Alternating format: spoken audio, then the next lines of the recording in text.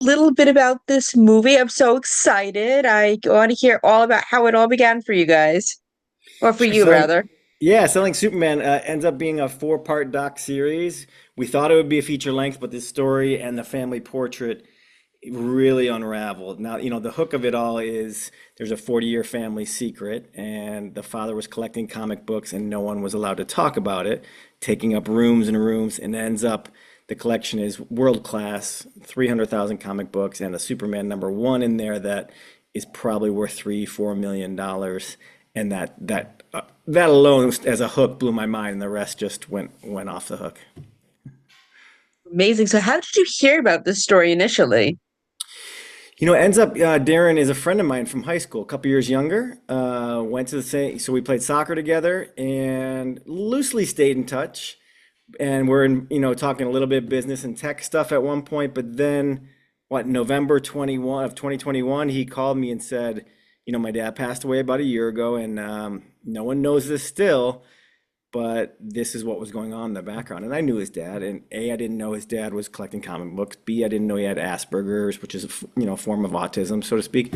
And so that and that there was a lot of family trauma, and that the comic books really drove the family apart, and the way his father treated him was difficult. And none of us really knew that, that knew him. So I think he probably wouldn't have done the film if it wouldn't have been, lucky enough that a filmmaker that he trusted, basically, that he knew and could trust. I do a lot of conscious films and a lot of adventures and pilgrimages, and so kind of have an eye that cares for the subject is as difficult as I think this topic was for him even to talk about. Yeah. Nice. And what would you say was the biggest challenge about making this series, this doc series? The biggest challenge, I mean, the way it's not a spoiler, the way the doc series actually starts is that he doesn't want to do the film anymore. He doesn't like the press that's coming out. So this is at one point in the movie, he's selling a big book, and there's a lot of press and trolls come out, and people are saying bad things about him and his family. And he texted me, he's like, you got to stop this, and I want all this film. Why am I showing the world how messed up I am? Because there's a lot of personal, again, stress, anxiety, and mental health stuff he's talking about. So the hardest thing I think was knowing that we're making something really good and that would be helpful for the audience, but along the way was really pushing the main character, Darren, to heal faster and to look at things faster than one normally would. So it was difficult on him. And, didn't want to be in the film anymore, but eventually we would always come back to doing it. And so that happened a few times.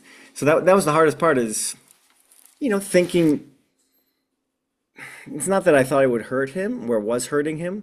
It's that, knowing the long vision of, okay, in a couple years or a few years, we'll look back at this and with some thanks for the process, hopefully, and that it helped a lot of people, and maybe that would outweigh the difficulty of making a film and opening yourself up on camera, which is not easy for many people unless you want to be famous, which he did not.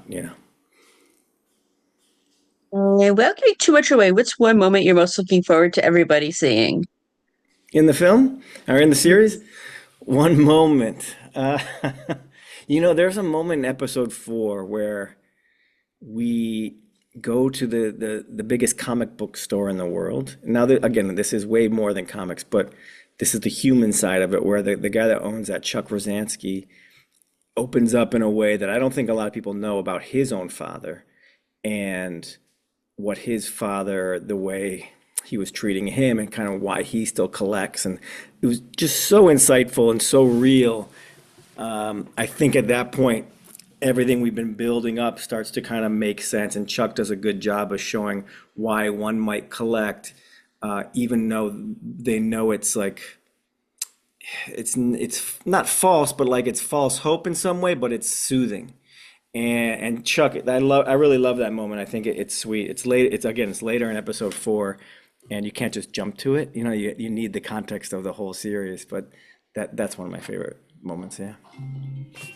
Nice. And how did your relationship with your friend change while making this? I know you said there was a little bit of back and forth making it, but how did your friendship change, and what is something you learned about him throughout the process? Oh gosh, I changed a ton. You go from, soccer buddies in high school to enjoying, wow, what a neat thing, these comic books and being on set together and bonding like that to, oh my gosh, I didn't realize the level of difficulty that you had with your father, and the stress and anxiety in life that comes with that, and it's definitely not his fault. It's not a lot of our faults. It's like conditioning we get from our families. So the other eye-opening thing was also just being able to sit with one of your friend's moms and ask like, okay, what was he like? What was your fa husband like? Why were you attracted to him? Things you normally don't talk about with your friend's family.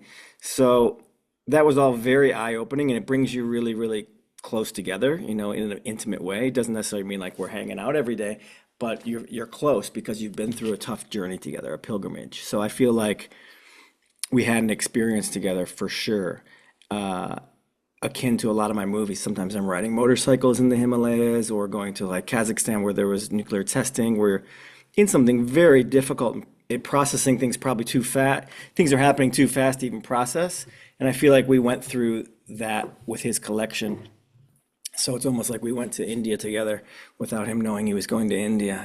Like, and wait a second, what am I doing in India? I didn't realize I was going on a pilgrimage. But you really get to know people when we're put to the sword. And it's like we all have our, shadows, if you will, right? And mine come out when I'm under stress, and other people's come out different times. So you just get to know each other. Yeah. Sweet. That's sweet. So you guys are still close? You guys gonna work on any other projects together? I think he'd rather not. No, I mean, like he's had enough of the limelight. Again, he's not a very public person, and he's happy this is done. That the story's been told. I mean, maybe who knows? Maybe there's an episode 5 waiting to happen, and he'd be interested. But I don't think so. I think he's happy to just get back to life and still working through the comic books.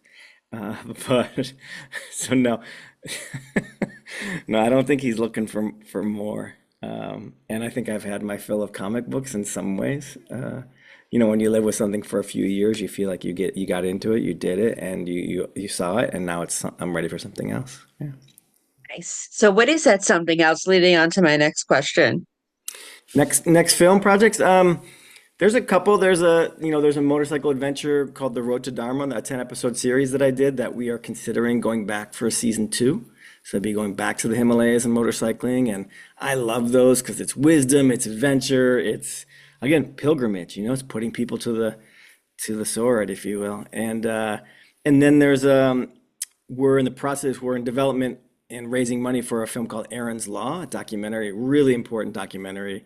Erin Marin is a woman who turned her victimhood into powerful voice and created a law called Aaron's Law, got it passed in 38 states, and it's all about, helping children with sex abuse in terms of when to speak up, how to speak up, who to tell, what's safe touch, and Erin's a powerhouse. So telling her positive story around a very difficult subject, but at the same time guaranteed saving kids' lives every time this movie is seen. So we're really excited about that. We just launched a trailer for that at aaronslawfilm.com. Is that right? Yeah, aaronslawfilm.com. Thanks.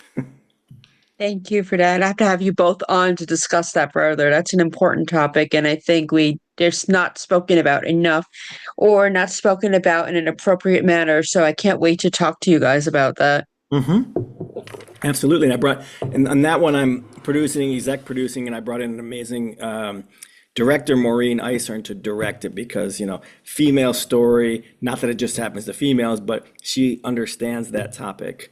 And I just wanted, we knew we wanted someone who could, understand, right? As well as being a director, talking to people that can relate to those on camera, who have been through this. So Maureen, I think it's really her destiny to make this film. She's an amazing director, and I'm just really happy to support it because it's like, how can you say no to something that could save kids' lives every day? Absolutely, Yeah. absolutely. And I like asking people I introduce, tell me a fun fact about yourself. Fun fact about myself. Uh, I played soccer in Ecuador. Um, so I played soccer at Cornell University, and then afterwards played semi-pro Nice. for the Michigan Bucks. And then I never got a contract down in Ecuador, but I did train for a long time with a team called Aucas of Quito, and they even I was on the front page of a newspaper there where it said un gringo con Aucas, which means like there's a gringo training with Aucas, which is traditionally a very nationalistic team, all Ecuadorians. And here was this redheaded, gringo training with these guys. But I did well. I felt very at home with that team. So that's something people don't know about very often. I like that. I like that. Now you went to Cornell. Are you from New York, or is that just where you went to college? Just where I went to college. I'm from Detroit area, where this Very that's where nice. Selling Superman, takes place because that's where Darren lives and that's where the collection was and his family. But yeah, Metro Detroit, then went off to Cornell and then came back to Detroit and eventually Los Angeles. Nice. I like it. I'm from New York. That's why I asked. Did you live in New York prior to go to college there? Mm-mm. I always wanted to live in New York City, but it seemed LA was just calling. Nice. Yeah. And since we're TV side too, what are you watching these days? I am I'm hanging out with, because when you watch TV, you feel like you're hanging out with the people, at least a good series. You're like, Yes, yes. so currently I'm hanging out with, and they follow me around and hang out with me is Martin Short and Steve Martin. Murder, only murder in the Only building. Murders. Yeah, murders in the building. So yeah, I've been hanging out with those guys for the last week. Nice. What do you think of the series? It's one of my favorite shows. Oh, I love it. Well, I mean, Martin Short and Steve Martin. It's a chance to hang out with them. It's Exactly. Yeah. And Selena Gomez, you can't go wrong with that. absolutely, absolutely. She's great too. I mean, I've loved Martin Short ever since his days in Saturday Night Live. So, you know, he's the best. Yeah, they just announced today he's doing the last show of the year. Oh, are they really? Yes. And what is it Well, season? it's Martin Short. It's not Steve Martin, but Oh, interesting. so Interesting. I'm I'm on super season two. excited I'm on about that. season two, so don't tell me too much. Don't tell me I won't ruin it for you, but you're gonna want to really tune in. Okay, okay. It's a beautiful end of the series, and it leads into the next murder, which is not so beautiful for season four. But you're really gonna love how everyone's characters develop. Okay, thanks. That's cool.